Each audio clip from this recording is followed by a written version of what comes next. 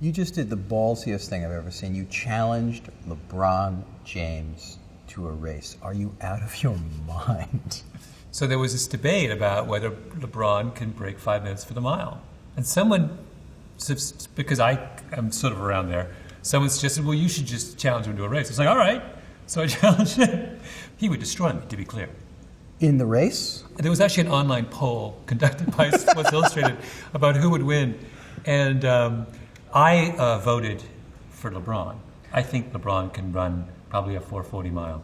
I think the fact that he's 6'8" and 250 is beside the point. I think his cardiovascular system is off the charts. And I am, to be clear, 54 years old. And he's 34 and considered an old man in the N.B.A. You're an incredibly passionate runner. My wife occasionally will see you running in Central Park. This started out when you were a kid in Ontario. There's a picture I've seen of you breaking the tape in a 1,500-meter race that you called the happiest moment of your life. Greatest moment of my life, yeah. And what was it? That was the Ontario Championships in 1978. So I was 14 or 13, and I beat a guy who, this is my great claim to fame, who then went on to go to the Olympics. And so I, back in the day, was better than a future Olympian. You were the only person I know that was thrilled to turn 50, because by turning 50, it put you in another division for racing, and yes. now you could beat the geezers and come in first. Yeah. No, I'm now in the over 50 Masters division. How do you train? Well, I've fallen in love with running heavy mileage, which I never did when I was younger. So I'll run 9 or 10 miles a couple times a week. And you're not bored to death running 9, 10 miles. It doesn't hurt. No, it's become increasingly important because there's very little daydreaming time left. You know, we used to daydream a lot. And you got your phone. Back in the day, you daydreamed, now you have your phone. And daydreaming, I think, is insanely productive. Do you get a lot of ideas running?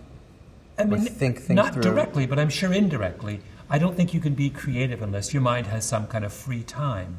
I mean, this has been talked about to death with the kind of phone addiction. But one of your trade secrets is that you write in cafes. In other words, you have a perfectly nice apartment, you have a house out in the country, and then you drive to a cafe, or in the city you walk to a cafe. Yeah.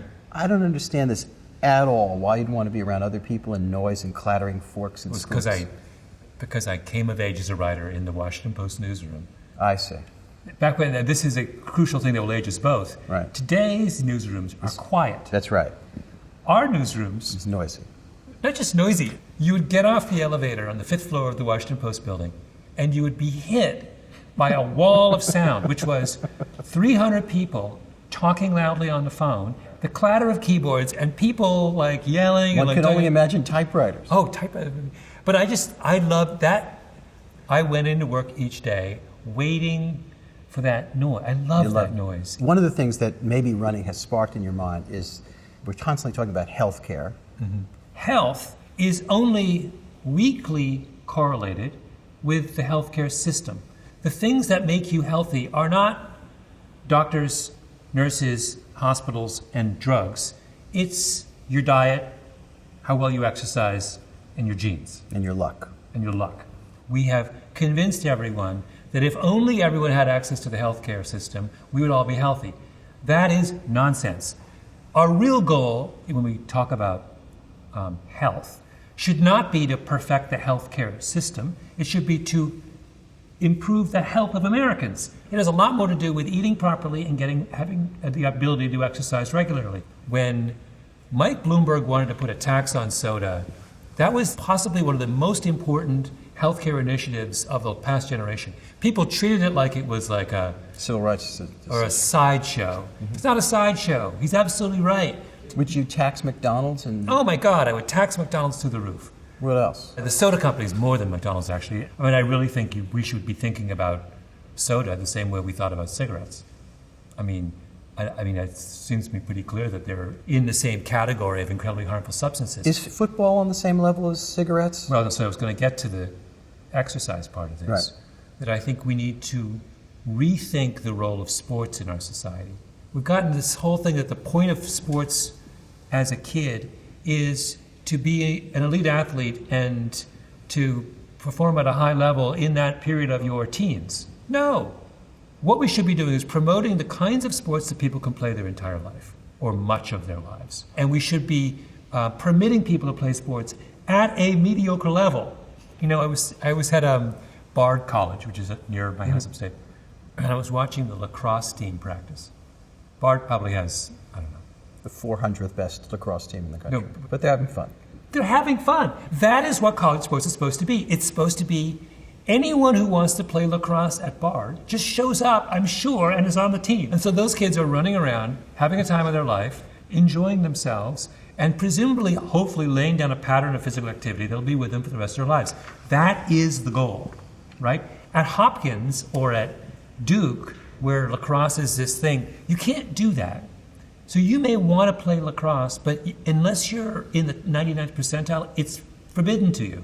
That to me is crazy. Now, if that shift happens in American life, does that mean you won't get LeBron James at the other end of the No, I think you still get LeBron James. If you look at marathon times in America 30 years ago, the times were better than they are now. I mean, when I say better, deeper.